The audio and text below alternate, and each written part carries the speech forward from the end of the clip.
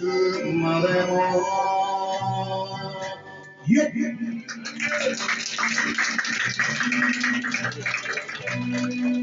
幸せは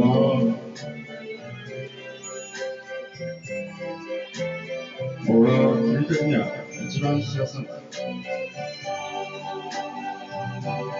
俺は知るまで君はもっと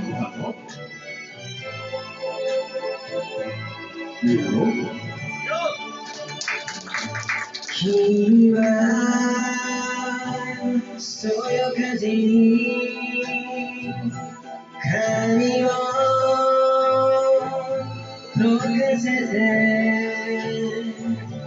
優しくこの僕の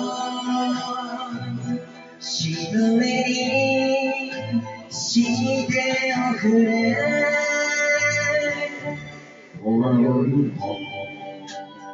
日が暮れて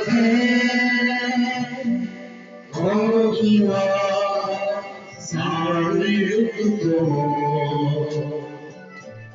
二人の想いが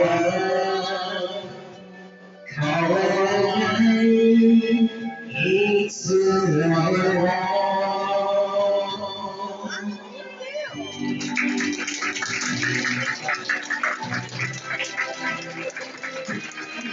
そうね。